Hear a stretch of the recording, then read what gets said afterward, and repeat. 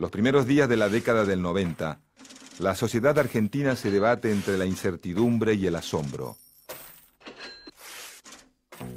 Mientras los canales de televisión y las empresas de servicios públicos se privatizan en tiempo récord y se habla del ingreso del país al primer mundo, el ministro de Economía, Antonio Herman González, incauta los plazos fijos de los ahorristas y los canjea por bonos pagaderos a 10 años.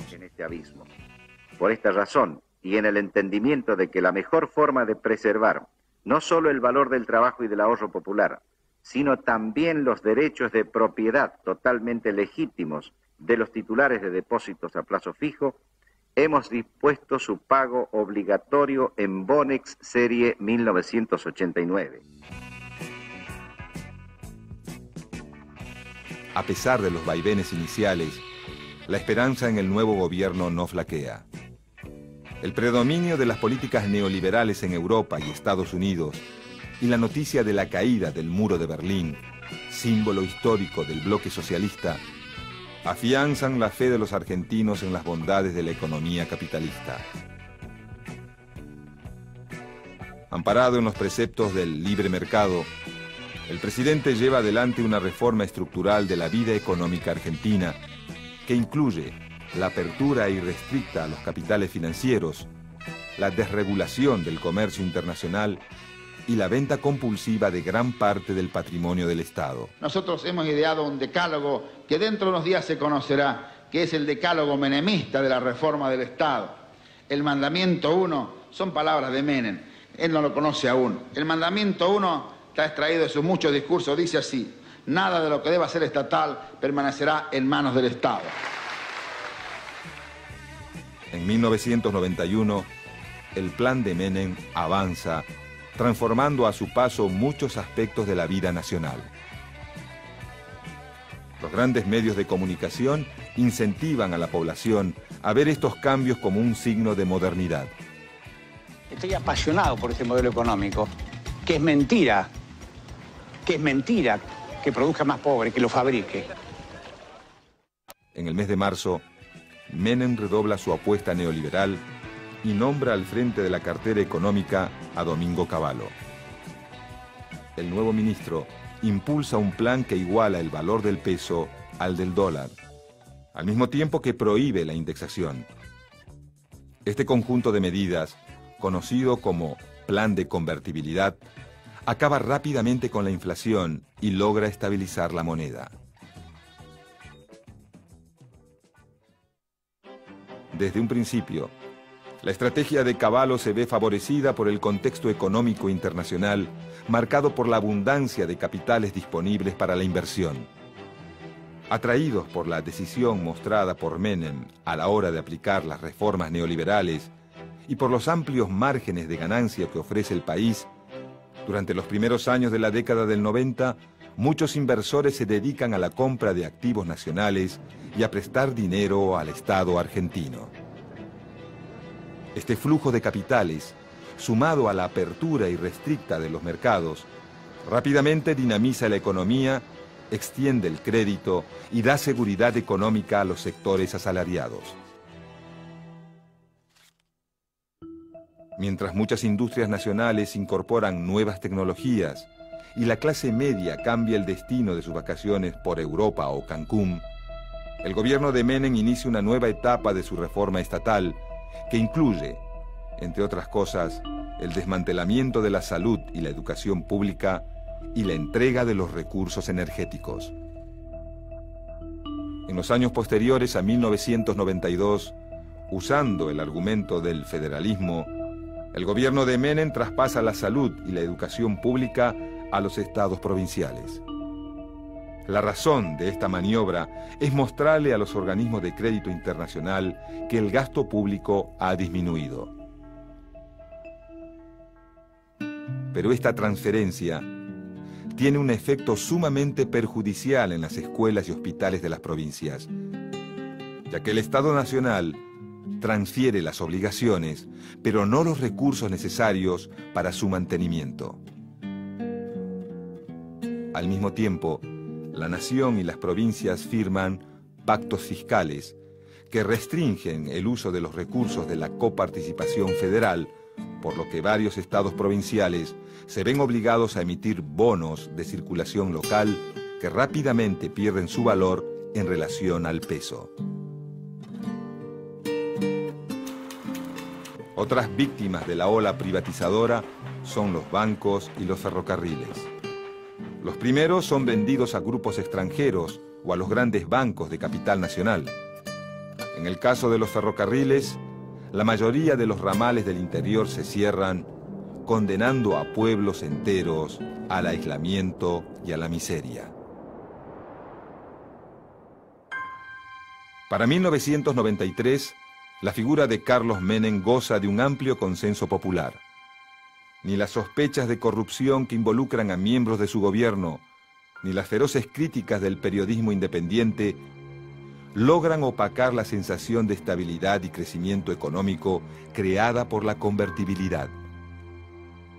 Aprovechando este consenso, Menem acuerda con el radicalismo una reforma constitucional que incluye una cláusula que establece la reelección presidencial.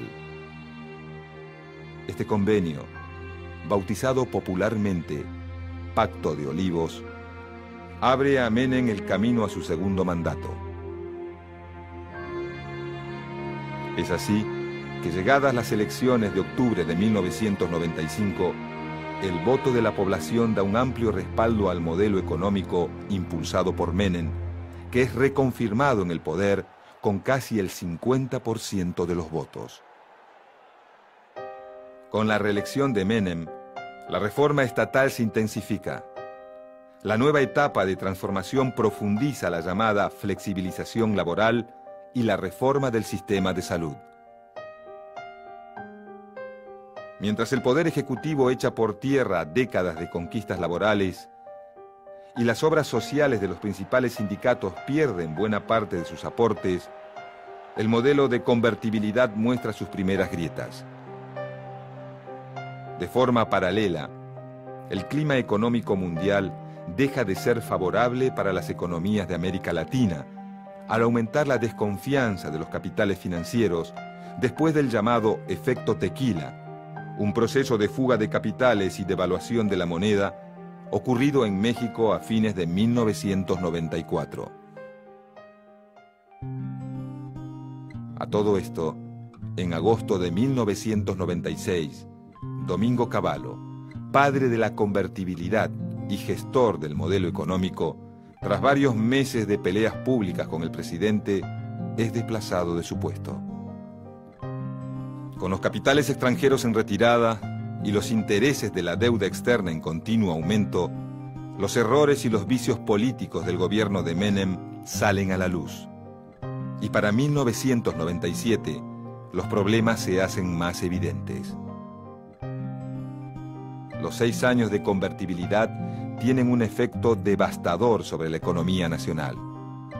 La apertura irrestricta a los productos extranjeros hiere de muerte a buena parte de la industria local, y muchos barrios que en décadas anteriores fueron grandes polos fabriles son ahora territorio arrasado por la desocupación.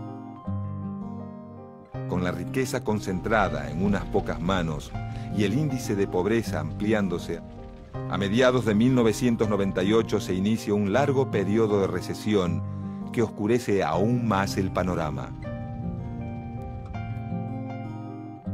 A pesar de la crisis, la mayoría de la población no pone en duda el modelo económico ni quiere que termine el 1 a 1.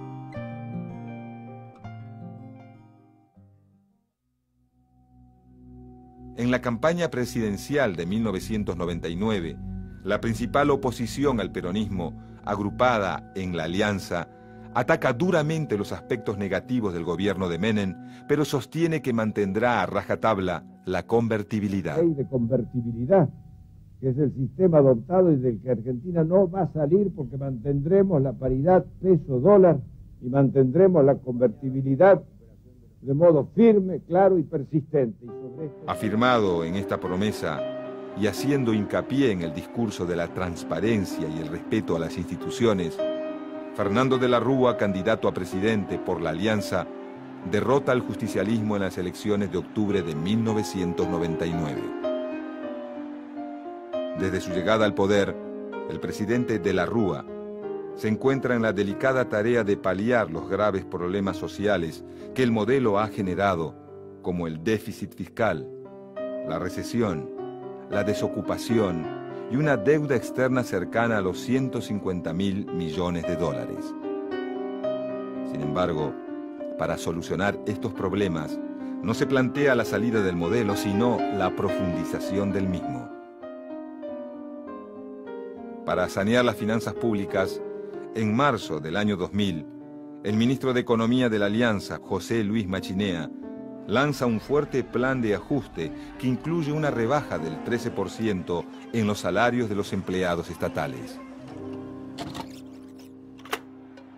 Mientras el plan económico genera las primeras críticas, se produce una gran crisis dentro del gobierno de la Alianza. De forma inesperada, Carlos Chacho Álvarez, el vicepresidente de la Nación, tras realizar fuertes denuncias de corrupción contra el gobierno de la Rúa, presenta su renuncia. No renuncio a la lucha, renuncio a un cargo con el que me ha honrado la ciudadanía. Con la retirada de Chacho Álvarez, el gobierno de la Alianza queda herido de muerte. Mientras la imagen política del presidente se derrumba, la economía no da respiro. En diciembre de 2000, el ministro Machinea negocia un préstamo de salvataje con el Fondo Monetario Internacional.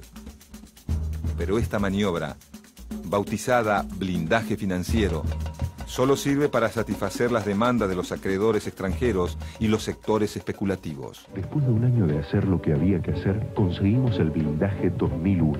Y ahora, los principales indicadores económicos anticipan un gran año para la Argentina. La recaudación aumenta y la tasa de riesgo país cae 247 puntos, impulsando créditos más baratos para todos. Esto significa un ahorro de cientos de millones para el Estado. Favorece las exportaciones y los préstamos para la producción, generando nuevos empleos para los argentinos. Porque los beneficios del blindaje son para la gente. Blindaje 2001. La Argentina crece. Llegado marzo de 2001, las reservas del Banco Central descienden a niveles históricos y el régimen de convertibilidad se hace muy difícil de sostener. En este contexto, el presidente de la Rúa designa al frente de la cartera económica a Ricardo López Murphy. Como principal medida, el nuevo ministro anuncia un recorte de casi 2.000 millones de dólares en el presupuesto nacional que afecta principalmente al sector educativo. Rápidamente, docentes y estudiantes se movilizan en todo el país.